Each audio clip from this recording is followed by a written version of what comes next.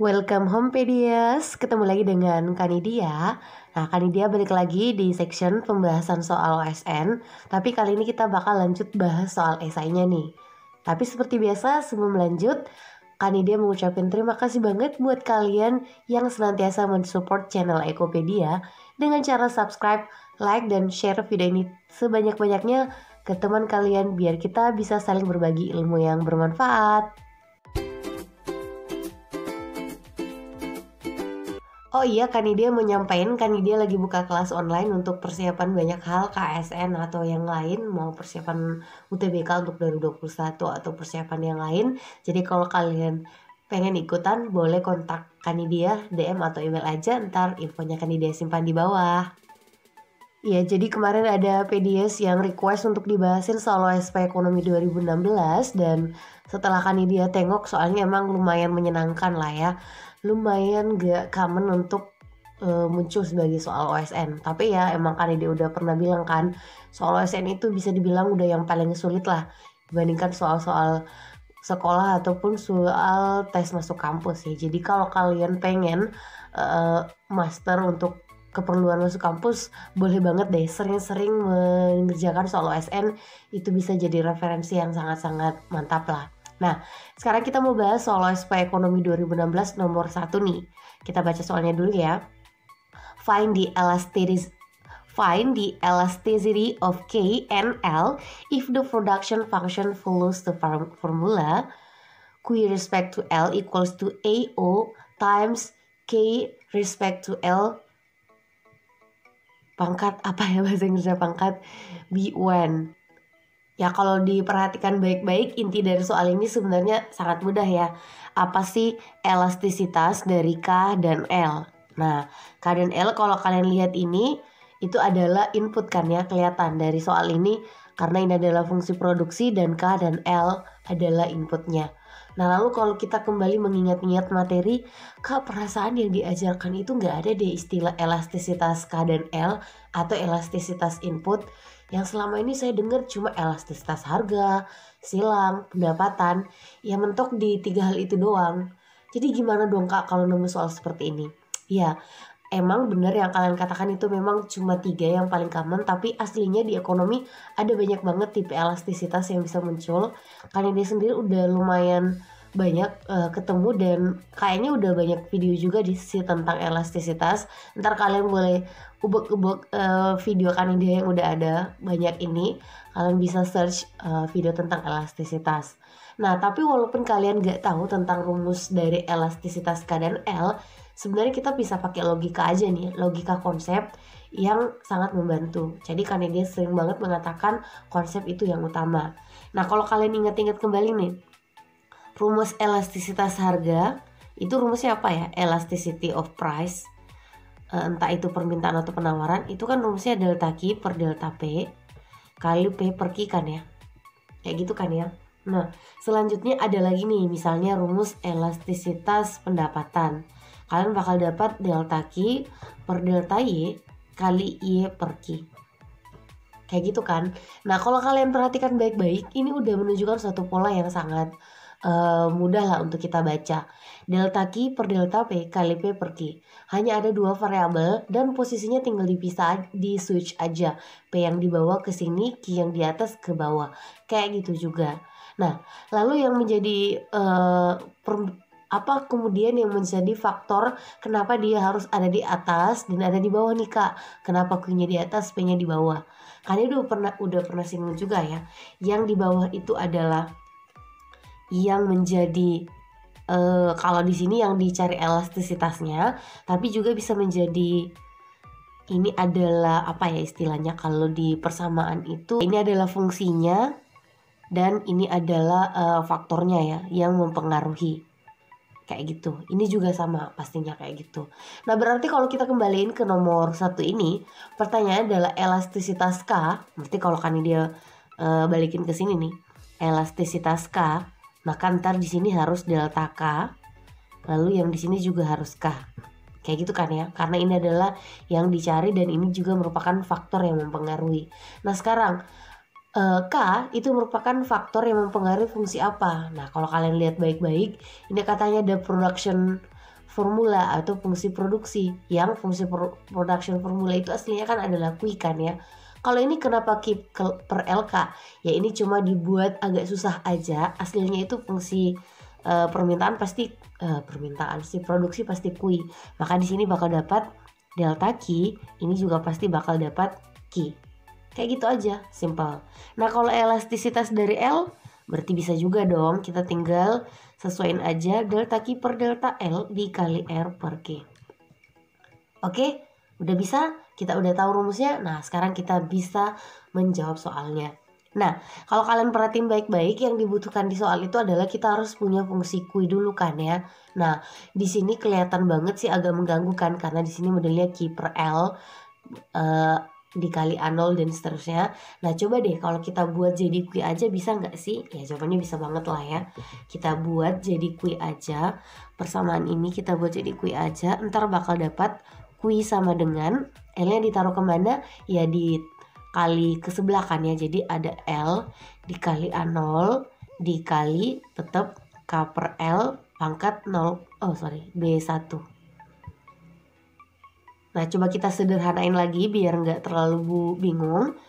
Ini kan bakal dapat L dikali A0 dikali K pangkat B1 ya kan, dikali L pangkat B1.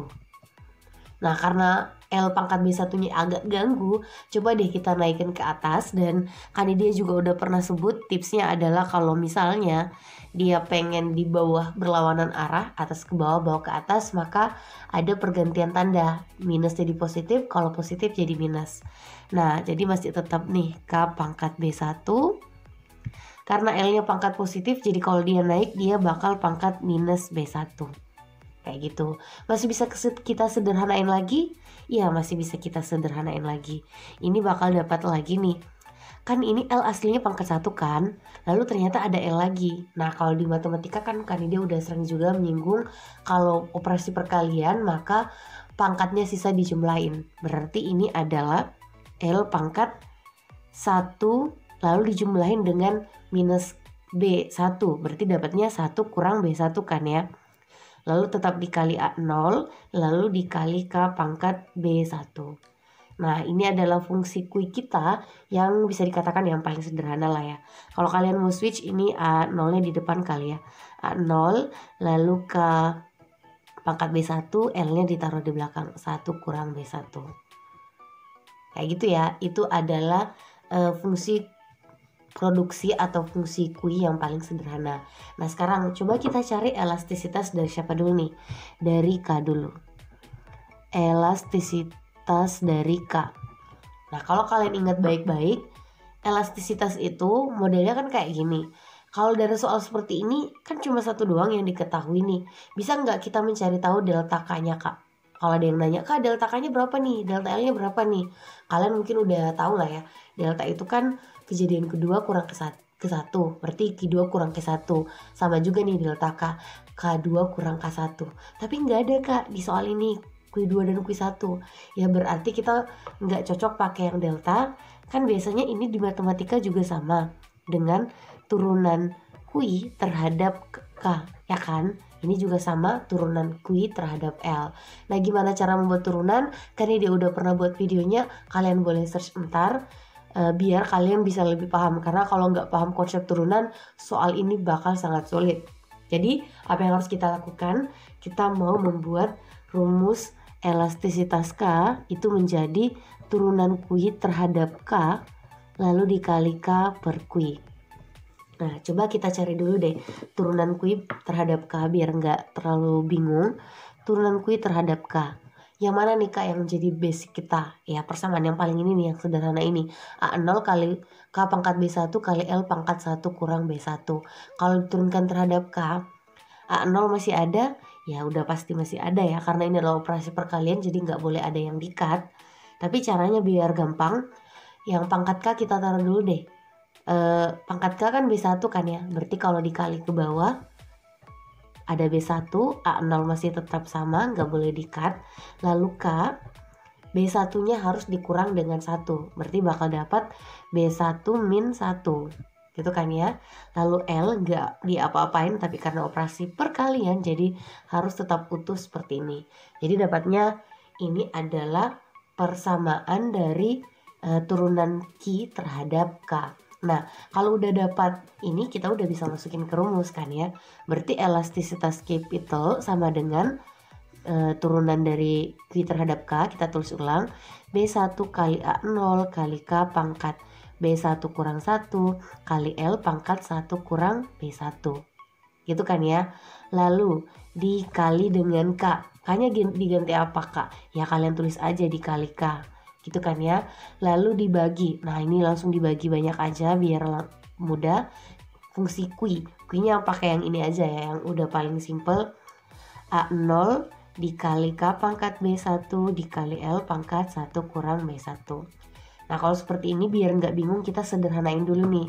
Bagian atas kayaknya ada beberapa. Ada iklan lewat ya, spidolnya mantap banget gitu. Kita bisa sederhanain bagian atas nih. Jadi ini B1 kan gak ada kawan, jadi tetap harus ditulis B1.